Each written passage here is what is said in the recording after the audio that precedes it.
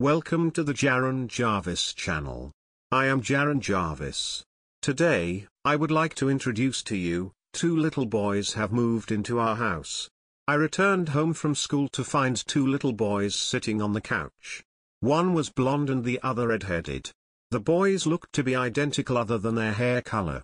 They looked up at me together, two sets of watery hazel eyes. One was smiling, the other frowning. My mother came in from the kitchen. "Hey sweetie. How was school?" I looked at her, confused. "Who are they?" I asked, pointing at the boys. She glanced at the couch. "Those are your brothers. Are you feeling okay?" I was nervous to look away from the boys. They had traded faces and were now both smiling. "I didn't like this one bit, Ma. I don't have any brothers." "You're being ridiculous." She wiped her hands on her dress. "You've been watching too many scary movies." "Well, what are their names then?" By this time one of the boys raised his hand and was pointing at me. The other one was stroking himself on the head. "I'm not going to play into your paranoia, Mary. I'm going to get back to cooking." She was turning to go when she gave me a strange look, mouthing the word help. She then disappeared into the kitchen. The boys were both standing now, holding hands. I walked in front of them, studying their features. They looked a little like me. Maybe they were my brothers. I reached out and poked the blonde one. He didn't break eye contact. I did the same to the red-headed one. His skin bent inward like a stress ball.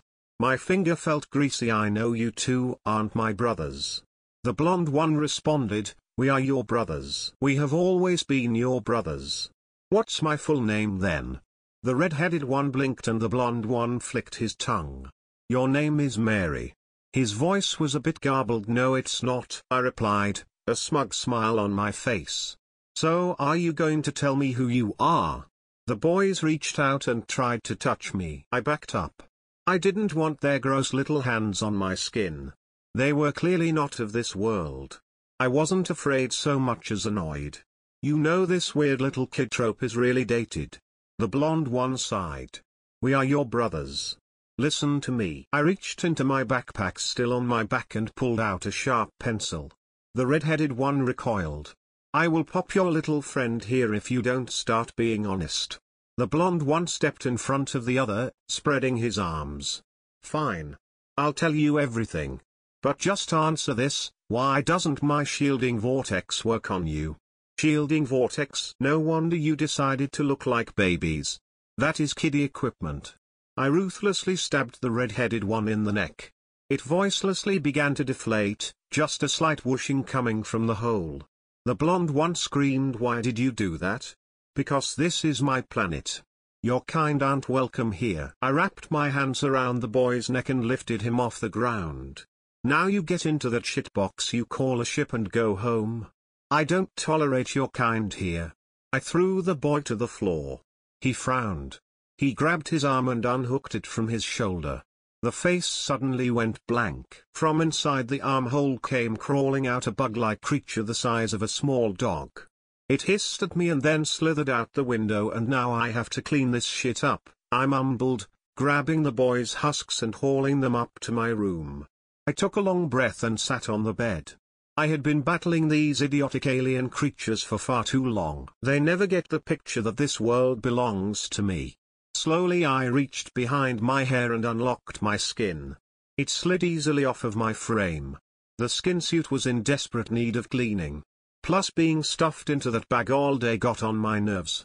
I hung the skin up and was about to go wash it when my mother walked into my bedroom. She looked at me, eyes wide, and began to scream. "What the hell are you? Where is my baby?" I rolled my one large eye and walked up to her. I grabbed her wrist and shoved her hand into the mouth on my stomach, biting down. She stopped screaming. I released her and went about my business. "Did you want something?" I asked her. "Oh. Yes." "Mary, would you like any green beans with dinner? I also have salad makings." "I really don't care." "Okay sweetie. Love you." She smiled and walked downstairs. Human food is disgusting, but it's easier to just eat it. That way I can pass it along through regurgitation. I opened the closet door and entered my code on the keypad. The back of the closet opened and revealed the human teenager, tied to the floor. She looked at me, tired.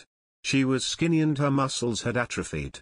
It wasn't her fault, being locked in a room for 10 years will do that to you. I scuttled inside and bent down to her level. She didn't bother to fight me anymore. I had her broken good news, I said, using one of my antennas to lift the hair from her face. You're getting green beans tonight, Mary.